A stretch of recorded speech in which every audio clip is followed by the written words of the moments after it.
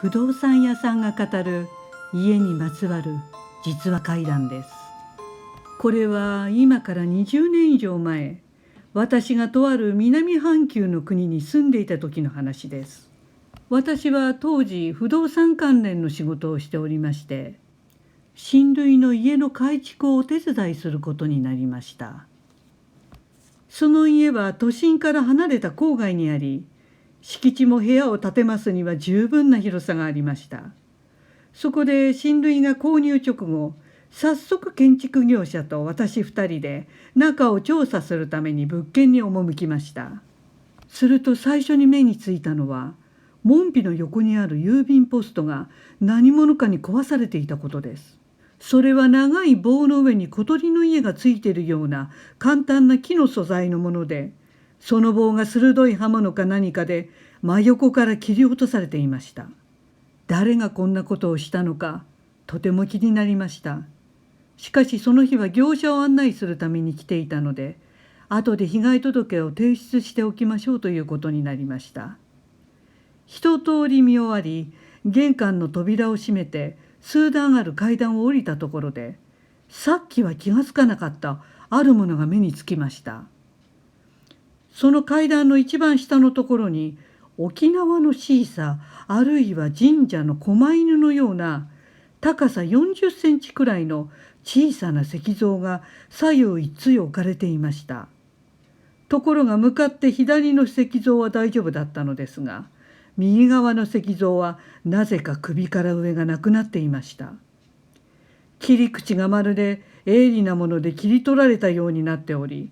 さっきの郵便ポストのことといい、嫌な不吉な気持ちになりました。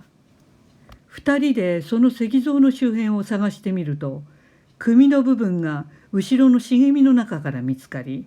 一緒にいた業者の方が石像の体の上にポンと置いて、はい、これでよし、と言いました。でも私は内心、これで本当によしなのかなと思いました。前の所有者は香港の方で、この石像は魔除けの意味で置かれたのか、ただの飾りなのかは分かりません。所有者の私の親類も内覧の際にはその石像のことは全く気がつかなかったようです。そうこうしているうちに改築のプランが仕上がり、建築許可も下り、工事に着手することになりました。壁を取り除いたり新たに部屋を作ったりで、毎日いろいろな業者が出入りしていました。その中で全体の工事を指揮監督する現地の業者で、常に同じ3人の大工さんが現場にいたのですが、そのうちの一番若い大工見習いの28歳の日本人男性 T 君とは、同じ日本人で日本語でいいので現場に行くたびによく話をしました。そんなある日、工程が3分の2ぐらい終わったあたりでしょうか。いつもの通り様子を見に現場に行くと T 君が、僕もうすぐ日本に帰るので、最後に1週間ほど休みを取って友達と旅行に行ってきます。僕は今日でここの仕事は終わりなんですが、旅行から帰ったらお土産渡しに来ますね、と嬉しそうに話していました。私も、じゃあうんと楽しんできてね、と見送ったのですが、何か暗い感じを彼から受けたのです。旅行を楽しみにしている感じなのですが、まだこの現場に残りたいような彼の中に何か不安がある感じがしました。でも気のせいだろうと、それ以上のことは何も考えませんでした。それから1週間が経ち、また現場に立ち寄ると、常勤の他の2人の大工さんが私に、T が死んだというのです。と心の中で叫びました。T 君は友達と海でスキューバダイビングをしている最中、酸素ボンベの酸欠事故で亡くなったそうです。もう言葉も出ません。日本に帰る直前のことでした。まだ若くて独身でこれからだというのに、残念でなりませんでした。そうは言っても現場はどんどん進み、左官屋さんが壁の下地を作る最中でした。左官屋さんは2人組で、1人はまだ若い感じの良い現地の人で、もうすぐ2人目の赤ちゃんが生まれると言っていました。その壁もほぼ仕上がる頃で、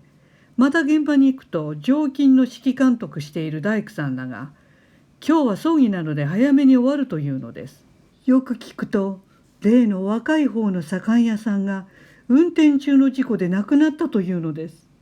立て続けにまたと心の中で叫びました。それは彼がこの現場の仕事を終えた帰りに起きた悲劇でした。彼が高速道路の急なカーブに差し掛かったところで、反対車線の大型トラックとすれ違いざまに起きた事故でした。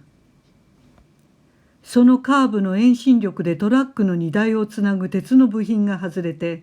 それが反対車線の彼の車のフロントガラスを突き抜け、そして彼の首を直撃して、首ごと切り落として後部座席に飛んでいったそうです。この悲惨な事故は当時現地の新聞にも載りました。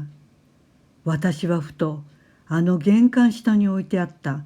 対の石像の首がない方のことを思い出しました。工事の過程ですでに処分されていましたが、考えすぎかもしれませんが、ちゃんとお祓いをした方が良かったのかもしれません。当然のことですが、海外なので地鎮祭のようなことはしていません。でもどの国もその土地の神様っていうのはいるわけですよね。いずれにしろあの改築工事の最中に2人の人が亡くなるというのはあまり良くないことですよね。その後家は完成し、無事に親類家族は引っ越すことになりましたが、その家族の旦那さんは半年後に突然予兆もなく精神病を患い、夫婦は離婚になり、1年も住まないうちに家を売却することになりました。曰く付きの土地や家ってあるんですよね。日本でも海外でも。海外じゃ大島てるさんはいませんからね。ご視聴ありがとうございました。